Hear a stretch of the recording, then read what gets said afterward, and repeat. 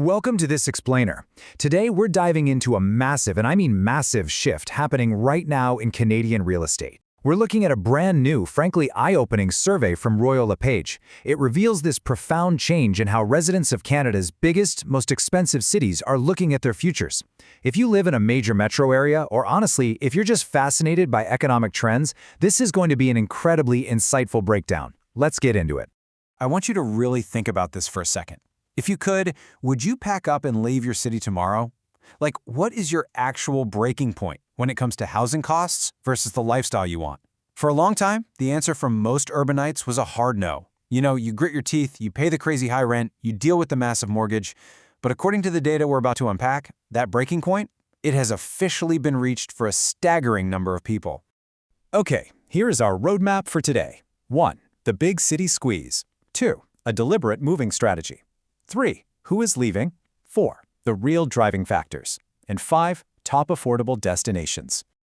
All right, jumping right into part 1, the big city squeeze. Basically, what happens when the math just doesn't work? Phil Soper, the president and CEO over at Royal LePage, really hit the nail on the head here. He noted that even though home prices in Canada's largest cities have moderated a bit over the past couple of years, for many buyers, the math just still doesn't work. The financial barrier to entry is literally out of reach. I mean, moderation in a sky-high market doesn't suddenly make it cheap, right? It just means it's not getting worse is incredibly fast. The hurdle is just still way too high. Because of that, the sheer volume of people ready to pack their bags is mind-blowing. The report, which was conducted by Burson for Royal LePage, surveyed 900 adults living in the country's 3 biggest hubs. Get this. 55% of people in the Greater Toronto Area say they'd consider relocating to one of Canada's 15 most affordable cities. That is more than half the population of the GTA. The Greater Montreal Area is sitting right at 48%, and the Greater Vancouver Area at 46%. So we're talking about nearly half of the people in our biggest cities seriously eyeing the exit. Now hold on, there is a very important caveat here. People aren't just taking a blind leap into the unknown. The number one condition for actually making this move, finding a job in the new city or being able to work remotely. So this tells us this mass exodus is actually super practical. It's totally dependent on remote work flexibility or locking down solid local employment first. It's a calculated decision, not some desperate scramble. Which brings us to part 2, a deliberate moving strategy. We are completely changing the narrative here. Historically, moving away from a major city just because you couldn't afford it kind of felt like a defeat, right? It was this last resort when all your other options fell through. But today, leaving the big city is no longer viewed as giving up. Actually, it's increasingly seen as a really smart, deliberate strategy. It's a proactive financial chess move to actually achieve homeownership and stability. That old stigma is totally gone. As Phil Soper points out, with these affordability challenges sticking around, buyers are aggressively widening their search. They are seriously evaluating markets that simply were not on their radar, even, say, 3 or 4 years ago. The massive barriers to entry in places like Toronto and Vancouver have essentially forced buyers to open their minds to the whole country. All right, part 3, who is leaving? Let's look at the generational divide. When you break this survey down by age, a really stark contrast emerges. An overwhelming 77% of Gen Z respondents are willing to buy a primary residence outside their current home city. Let that sink in. More than 3/4 of the youngest generation of home buyers are already looking elsewhere.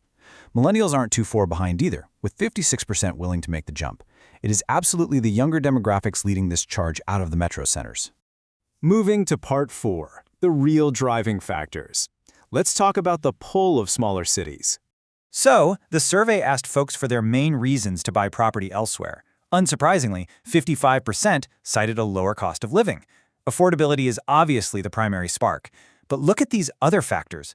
42% want a more relaxed pace of life, and 41% want to be closer to nature and just generally prefer a less populated area. This is so fascinating because it proves that while, yes, money starts the conversation, the desire for a massive lifestyle upgrade is really validating these moves. People are literally buying peace and quiet, not just cheaper square footage. And finally, part 5, top affordable destinations. This is where the math actually works.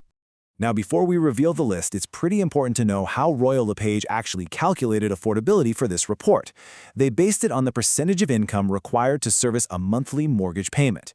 It's a super practical metric. It basically looks at what you actually have to pay month to month compared to what you typically earn in that specific region. Okay, brace yourself for this number. $1,520.85. Just take a second to let that sink in. Think about what a tiny one-bedroom apartment rents for in Toronto or Vancouver right now. This shockingly low number is the average monthly mortgage payment in Canada's absolute most affordable city, according to this data. And that city is Lethbridge, Alberta. Lethbridge tops the entire list of Royal LePage's most affordable cities in Canada. That incredibly low monthly mortgage payment we just talked about, it's based on an aggregate home price of just $338,700. When you put a whole complete house in Lethbridge for under $340K up against a shoebox condo in a big city for literally 3 times that price, suddenly that deliberate strategy of moving makes a ton of sense. So here's a quick look at the top 4 most affordable cities in the country. Right behind Lethbridge, we've got St. John, New Brunswick at number 2, Thunder Bay, Ontario at number 3, and Red Deer, Alberta at number 4. The coolest thing about this list? The geographic diversity. Whether you want to be out west, out on the East Coast, or up in Northern Ontario, there are these cost-effective havens available, and they all offer completely different local cultures and vibes. And hey, it's not just smaller towns either.